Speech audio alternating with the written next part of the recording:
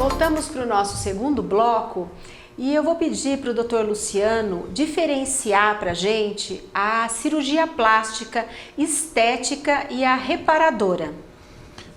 Muito obrigado pela oportunidade de falar a respeito desse assunto, Beth. É uma coisa que confunde um pouco quem escuta, estético, reparador. Eu divido um pouquinho a cirurgia plástica de uma maneira um pouquinho diferente, para tentar apresentar ao cliente um ponto de vista um pouquinho diferente. O que é a cirurgia estética e o que é a cirurgia reparadora? O que é funcional e o que não é funcional. O que você vai alterar naquele doente que vai melhorar a função sistêmica dele, ou orgânica, ou de algum tecido, ou que você vai mudar só a aparência. Então você tente enxergar a cirurgia plástica desta forma. Ela é funcional? Aquele paciente com aquela pálpebra caída está conseguindo enxergar? Não. Então ele precisa fazer uma cirurgia reparadora, porque ele está alterando a função. Você olha, não identificou algum defeito funcional ou não, mas vou alterar? É estético. Por exemplo, uma rinoplastia. Você vai alterar alguma função? Você vai mexer no septo? Você vai melhorar essa respiração desse doente? Não, então é estético. Você vai melhorar efetivamente a condição respiratória dele? É funcional. E aí você entra para a reparadora. Acho que é uma definição um pouco mais, talvez, mais fácil de interpretar. Entendi. Com relação a alguma intercorrência, o que é importante? Porque a gente sabe que a cirurgia plástica é uma cirurgia, é um tipo de cirurgia, como qualquer outra cirurgia, mas que requer alguns cuidados também.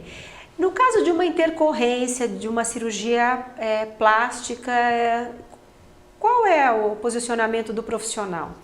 Aí eu chamo a atenção para você, Beth, para vocês que estão ouvindo. O importante da cirurgia plástica e o profissional habilitado é ele saber resolver esta intercorrência. Esse doente, esse paciente que está com ele naquele momento, naquela hora, e ele teve algum tipo de intercorrência. O profissional habilitado ele vai saber resolver isso. O profissional que não tem esta habilitação, ele fica perdido. Então, vocês, se observarem essas intercorrências, sua grande maioria, são por inabilidade da resolutividade dessas intercorrências desses outros profissionais. Acabam gerando situações midiáticas e terríveis até, a certo ponto. Então, isso é importante. De certa forma, o que a gente tenta interpretar é quando o paciente fica descontente com algum resultado também, Beth. A importância do resultado se dá muito hoje do ponto de vista legal, né? Habilitação jurídica. Porém, ninguém pode esquecer que o médico tem uma formação, ele está tentando melhorar uma condição sociopsicológica daquele paciente também. Pode não alcançar? Pode. Ele pode tentar melhorar num segundo tempo? Pode também. Como pintar, por exemplo, um quadro. Você pode não gostar daquele quadro e o outro gostar. Então, são coisas muito particulares e vai da formação de cada um. Então, o interessante é você ter um profissional do seu lado capacitado para poder resolver ou ter resolutividade dessas intercorrências, seja ela quais forem. Isso é importante. Esse é o bom profissional. Graças a Deus nós temos muito bons profissionais na região aqui toda. Então a grande maioria está muito bem habilitado. Doutor, com relação a pessoa vem para fazer uma avaliação e ela deseja colocar uma prótese de um tamanho X. E de repente, na sua avaliação, você acha que aquele tamanho escolhido, ele não é o ideal para aquela pessoa. Você contraindica, vamos supor, você fala, olha, isso não vai ficar tão bom assim. Existe esse diálogo com o paciente, porque a gente sabe que, às vezes, a visão do cirurgião plástico é diferente de uma visão da pessoa que é leiga. Né? Perfeito, Beth. Essa é uma colocação extremamente importante e inteligente. Que vou voltar de novo ao que nós conversamos. A habilitação do profissional vai tentar mostrar para o paciente que aquilo é a melhor opção para ele. Ou para a paciente, aquilo é a melhor opção para ela. O que muda? Os exageros estão aí, estão na mídia, estão nas revistas, nas fotografias que se tiram. Existe essa possibilidade, sim. A indicação depende muito do que o paciente quer. Você tem que expor para ele o que é o natural, o que é o fisiológico, o que é o anatomicamente mais aceitável. Você expõe isso para o seu cliente. mas ele quer por algum outro motivo, ou ela quer por algum outro motivo, algo fora daquilo. Você pode fazer? Está habilitado? Sim, está. Mas você tem que entrar num acordo e mostrar que aquilo talvez não seja a melhor opção. Se for algo muito berrante, vamos dizer dessa forma, pelo menos comigo, eu prefiro não atendê-los. Então, tem profissionais habilitados aí que a gente conhece, que a gente pode encaminhar, e peço para esses colegas, de repente, estarem fazendo esse tipo de intervenção. Eu tenho um lado um pouco mais artístico da cirurgia plástica, então eu não consigo pensar muito no exagero ou no muito pouco. Então a gente tenta procurar sempre o meio termo para cada paciente que procura a cirurgia plástica, pelo menos comigo. Cada profissional vai atender da forma que ele desejar. Doutor, existe algum termo que a pessoa assina antes de uma cirurgia plástica? Porque a gente sabe que é uma cirurgia que às vezes a pessoa pode ter um queloide, pode ter algum problema de pele, que isso foge, né, da questão do profissional. Existe algum termo que ela assina antes da cirurgia plástica? Sim. Toda cirurgia eletiva, existe um termo de ciência que você dá ao paciente.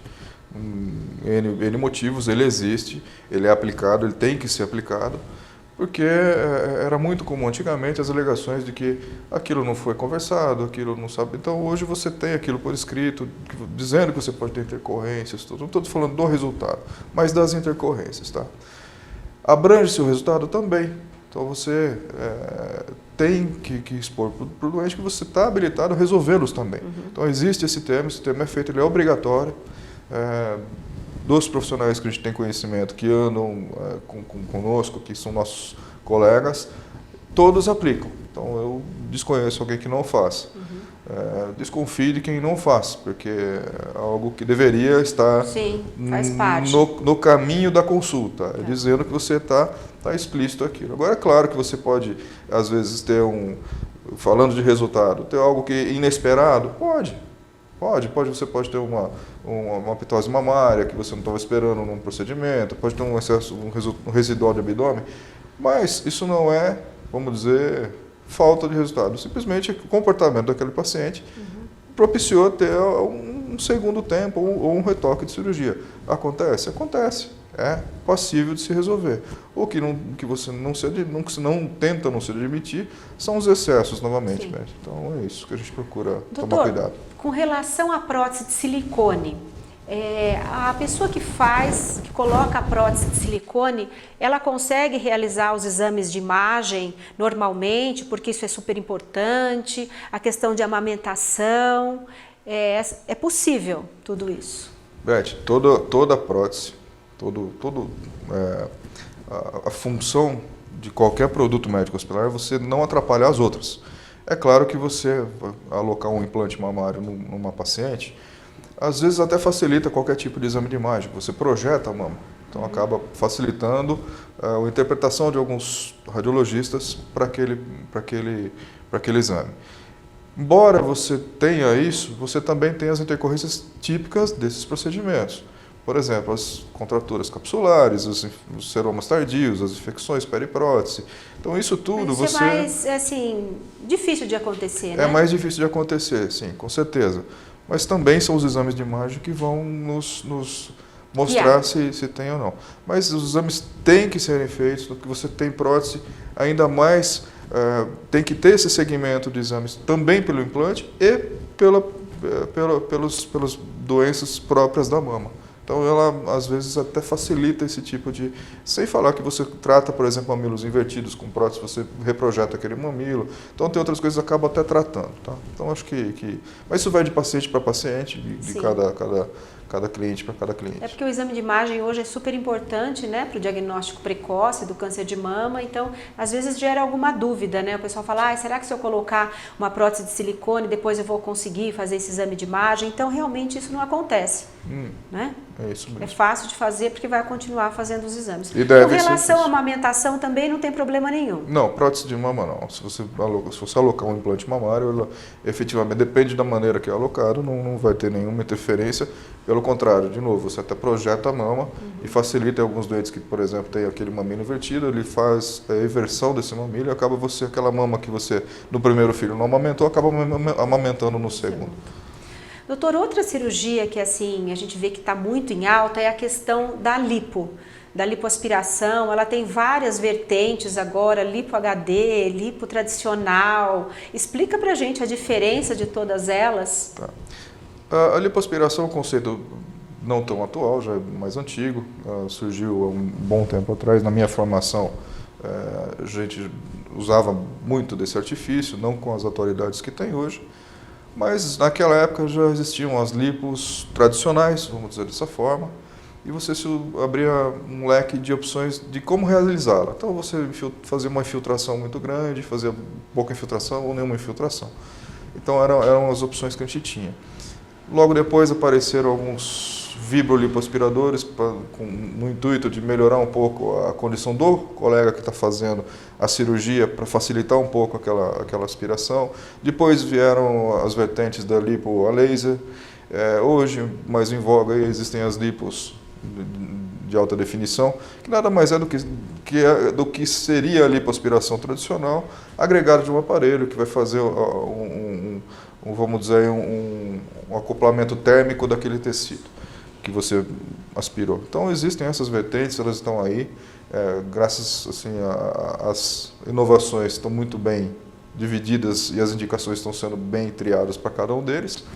E de novo, o que a gente tenta trazer para o doente é procurar fazer esse procedimento com alguém habilitado, né, que não está tão dentro dessas inovações que existem aí no mercado hoje. Mas, no contexto geral, a lipoaspiração é sempre um procedimento, vamos dizer, tinha até um colega muito antigo de formação que falava, é a cereja do bolo, né? Uhum. Que você faz um procedimento, acaba ou você usa da lipo para ter um resultado, ou você tem um resultado e você complementa com a lipo, né? Ela é feita para isso.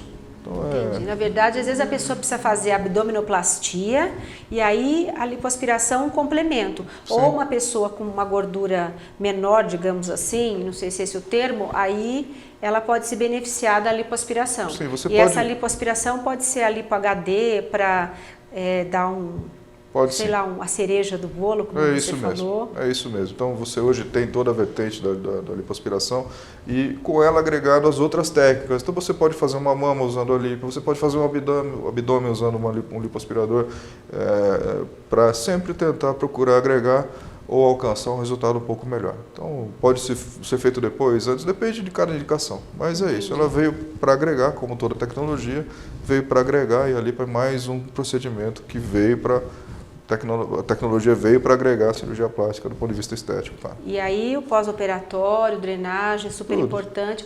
Você indica a drenagem linfática logo após a cirurgia ou você indica depois de um tempo ou cada caso é um caso?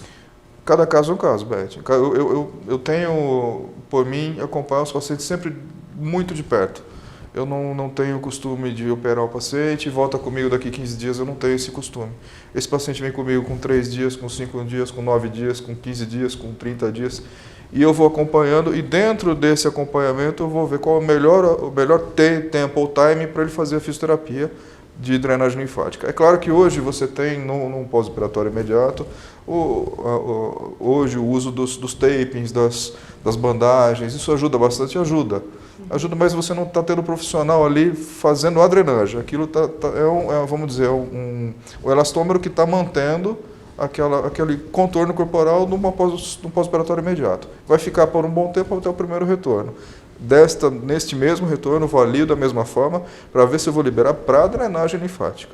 Então é um caminho que a gente vai fazendo aí com o segmento que eu vou dando ao paciente. Entendi. Doutor, gostaria de agradecê-lo. Infelizmente, nós estamos terminando o nosso segundo bloco.